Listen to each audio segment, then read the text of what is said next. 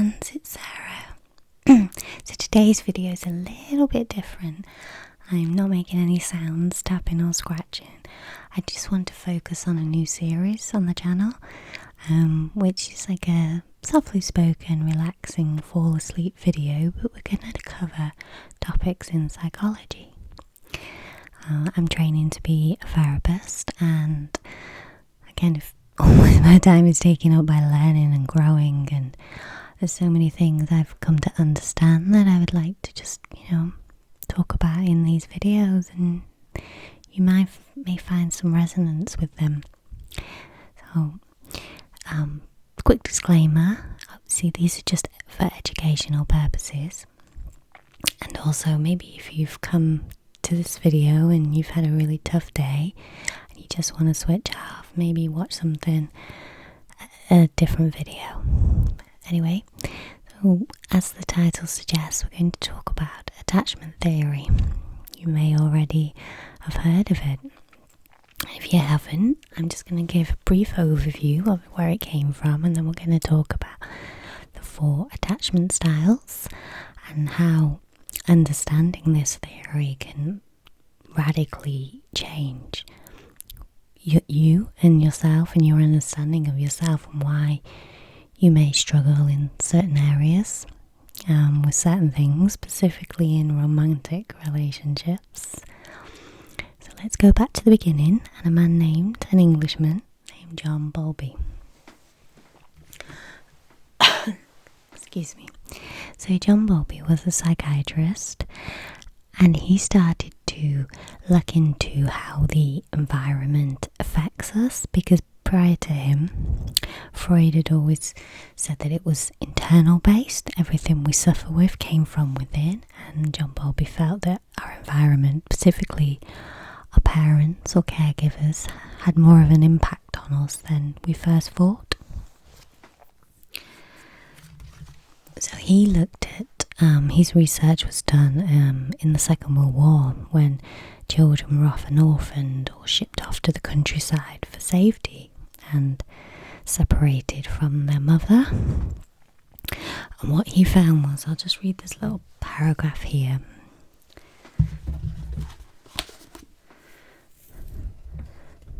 Bowlby's core contribution was to recognise the biological-based evolution necessity of the attachment of a child to its caregiver. So he's saying that we are biologically wired for connection. We have to be, because we have to be wired, because if not, we wouldn't survive. We need somebody to feed us as babies. We need somebody to keep us warm and clothe us and keep us safe. It says Bowlby understood that the primal nature of attachment as a motivational system is rooted in the infant's absolute need to maintain physical proximity to their caregiver.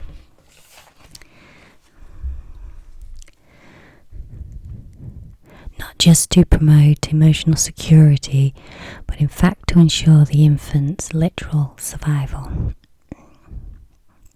And it's what he referred to as a secure base, the child feeling safe and getting their needs met and attunement. And what he found was, in studying these children who had been orphaned, he found it had a deep, deep impact on them when they were separated by their mothers. And I'm using mother here because primarily back then it was mother that took care of the household and the children. Of course, in later I referred to it as caregiver, so and literally anybody that brought you up, whether that be grandparents, foster parents, one parent or both parents. So another big name in the field of attachment theory is Mary Ainsworth, and she did a lot of work that furthered Bowlby's findings, and she did a very famous experiment called the stranger situation. This was in the 70s, and she took pregnant women and she observed them over a period of time. Sorry, I've lost my page. It's okay. she observed them, their connection, how the mother interacted with the child and how the child seemed to behave. Now at 12 months old, she brought them into what they termed the stranger situation. What that was, it lasted for 20 minutes, and the mother was asked to bring the child into a room, and it was full of lots of toys so they could play. And then over a period of minutes, the mother would leave and go back in, and then a stranger would come into the room, and the mother would leave, and the stranger would leave, and then the mum would come back in. And Mary Ainsworth wanted to analyse the effect on the children, how did it affect them by being left on their own, their mum leaving, and a stranger being into the room with them. And what she found was she could put these children into 4 categories. They seemed to exhibit one of 4 behaviours when the mum came back into the room. And 3 of those she actually named, and those are 3 attachment styles, and then one that was unclassified and was later named, which we'll get to in a moment. So the first group of children who all fell under the first category, when the mum left the room and the mum came back in, they were a little distressed, a little anxious, and they'd run over to their mum. Maybe they'd give them a hug or, want to be picked up, and then, the mum would give them a hug, and then they'd go back and play, and they were fine. It was like, oh, mummy's missing. Oh, she's back now. I'll just run up to her. Okay, I'm okay now. I feel connected again, and I can go back out safely into the world, as in safely back to play. And that's what Mary termed as having a child having a secure attachment with their parent or caregiver. Now, the next 3 I'm going to cover are what would be classed as insecure attachment styles. And this is where the attachment wasn't consistent and children exhibited one of 3 behaviours. So the first one is what's known as anxious preoccupied, or sometimes ambivalent attachment style. So these children in that situation, they would run over to their parent, the mum, when she came back in the room, and they would cling to her, and some would cry, and they'd be very upset and very distressed, and they wouldn't let their mums go, and they wouldn't go back to playing. They just couldn't. They just clung to their mums. Hence why it was termed ambivalent or anxious preoccupied, because they were very anxious children. And then the next set of children were what would be termed dismissive avoidance. And these children didn't seem bothered at all. They didn't seem bothered when the mum left. They didn't seem bothered when the mum came back in. They didn't seem bothered when the stranger came in the room. They just carried on playing. They seemed seemingly unaffected, just very closed off and shut down. And in fact, when the mums did come back into the room, often the children just ignored them and didn't even acknowledge them. And what they found was that even though these children appeared very nonchalant and about the whole situation, the heart rates had actually escalated. So it's like they were feeling distressed and upset and anxious, but they weren't showing it at all. And as I said, they're what are classified as dismissive avoidant attachment styles.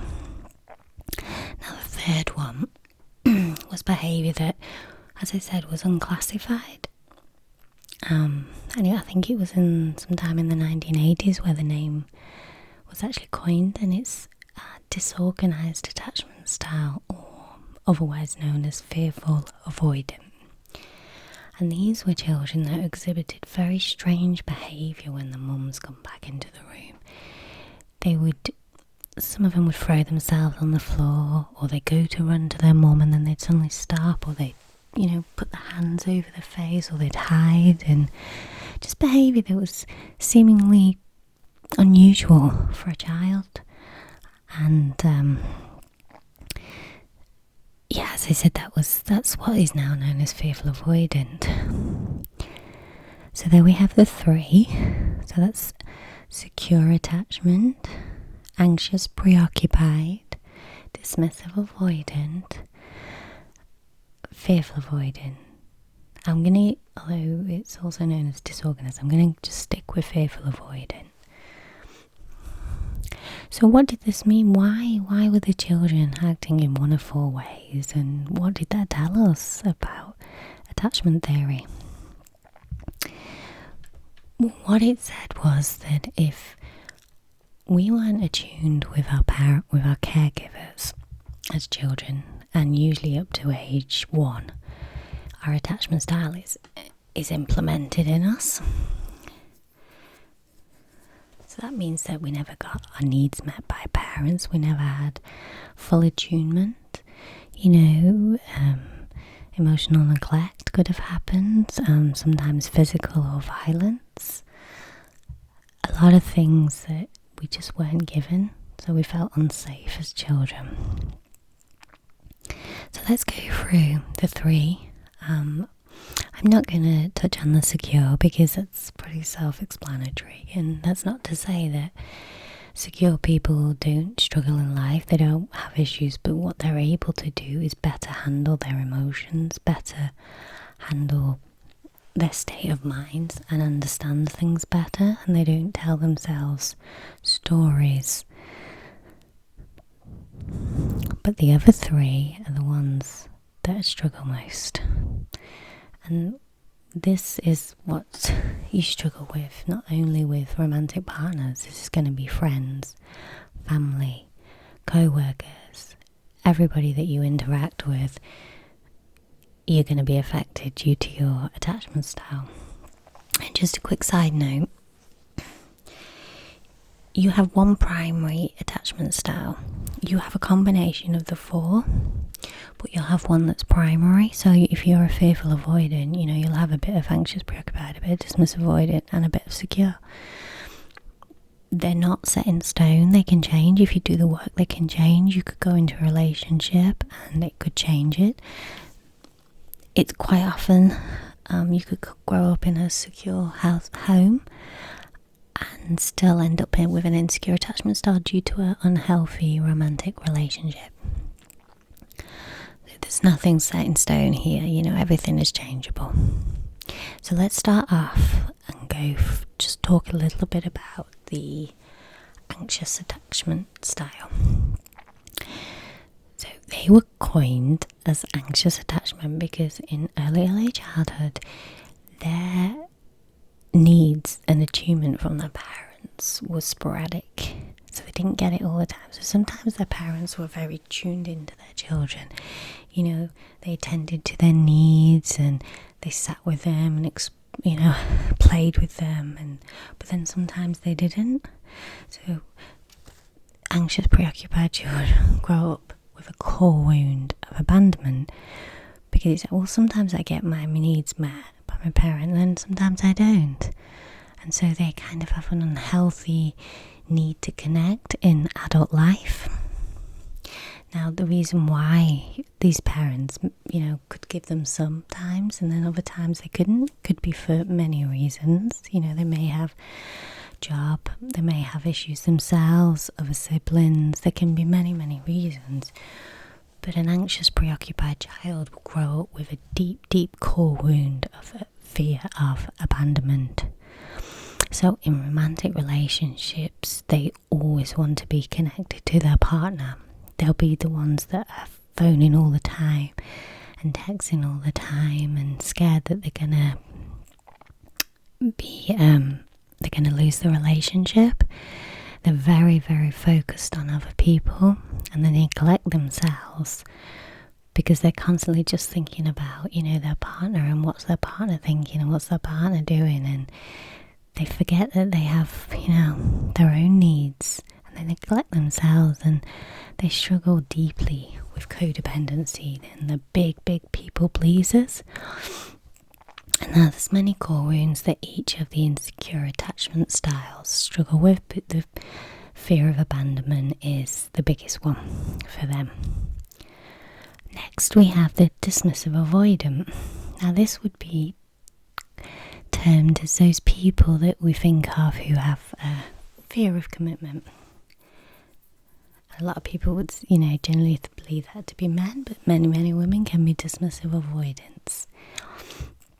So for them, they grew up in a household where there was a lot of emotional neglect. So anytime they tried to express that they needed something or wanted something, they needed some attention or their needs met, or they hadn't a problem or they were upset, they were always rebuffed.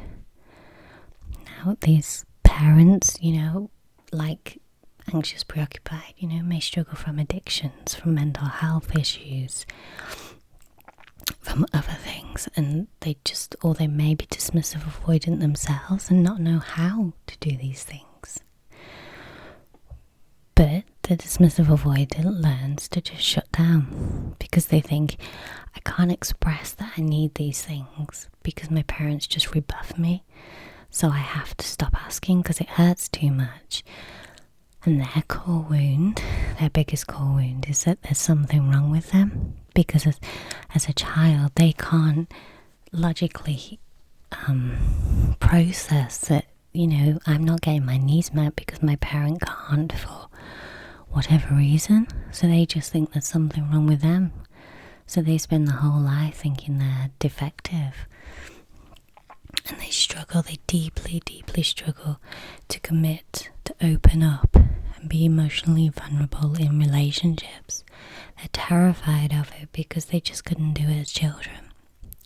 So they're often the ones that you see that are very open, very loving in the beginning of a relationship, and then all of a sudden they just shut down or they leave the relationship. Often they can't commit for long, or if they do, they're not good at using their emotional side of their brain. So they're more left-brained, so that they're very logical, they can be very intelligent, but anything to do with the emotional side of the brain, they shut down all their emotions. They completely lose touch with their bodies. They don't even know how to process emotions. They hate conflict, terribly hate conflict. So that's the dismissive avoidant. As I said, what I'll do is I'll do a separate video on the 3 insecure ones, and we'll delve into them a bit deeper. So let's just go over the fearful avoidant briefly. So fearful avoidant, as the name suggests, means that they have both ends of the attachment style. So they have the fearful, anxious side, and they have the avoidant side. It's the most complex and most challenging attachment style to have. It can be the hardest to overcome, but it's not impossible. Excuse me. Okay, so why did they have fearful avoidance? Grow up with a fearful avoidant attachment style? Well, as children, they couldn't trust their parents. Their parents scared them. Why? Because there was a lot of conflict in the home, a lot of arguments, a lot of punishment, quite authoritarian parents maybe, physical violence, and they wanted to connect because, as children we need our parents, we need to feel connected to them to feel safe. But it's like they want to go to their parents, but they're also scared of them. Hence why in the stranger situation they kind of start to run to their parent and then maybe freeze midway and hide. And that's why they act very much the same way in adult romantic relationships. There was what are known as kind of the hot and cold. So 1 minute they'll be very attuned, very loving, very romantic, and next minute they'll just suddenly pull back, or they'll just blow up and explode and start arguing. And their biggest core wound is trust, because if they couldn't trust their parents as children to keep them safe, how can they trust anybody else? Because our parents are our templates for everything. So and they also have the most core wounds. I'll go into the other core wounds for the 3 of them in the separate videos. But one of the biggest things I think for a fearful avoidant is emotional regulation. So why the dismissive avoidant is very good at just closed down, pushing it down, never even experiencing it or feeling it. The fearful avoidant is completely the opposite, and their emotion just, it's like a volcano, and when it comes they just can't control it, and they lash out, and it's not that they mean to lash out, and I'm not justifying behaviour for any of these, but with knowledge comes understanding. So they're highly likely to struggle with anxiety, like the anxious preoccupied one, and even dismissive avoidant can struggle with anxiety. But the fearful avoidant really struggles to close off their emotions. It's so painful for them to feel it. It's just so overwhelming. Another thing they struggle with is codependency. Generally grew up in a mesh family, so huge people pleasers. They also have hypervigilance. They learned that as a child. They had to be attuned to their parent and to try and figure out when the parent was happy and when the parent's sad. So they're very good at reading micro expressions and body language, and they use a lot of their emotional side of the brain, and they're huge empaths. But that emotional regulation is so painful for them. So there we go. That's the 3 insecure attachment styles. So maybe, I don't know, maybe as I reviewed those, you resonated with one. Maybe you think, oh, my partner could be that. There's plenty of research out there, a lot more on it, but it's fascinating. I have to say, I discovered it 2 years ago, and it's radically changed my relationship to myself and also my relationship to the people around me. I hope you enjoyed it and found it interesting. And as I said, I will be covering more subjects in this series. We're going to look at enmeshment. We're going to look at codependency. We're going to look at the effects of stress on the body. We're going to look at something called the polyvagal theory, which I'm learning about, and understanding emotional regulation and how we get trapped in certain states such as freeze or fight or flight, and how it affects us. And lots more to come.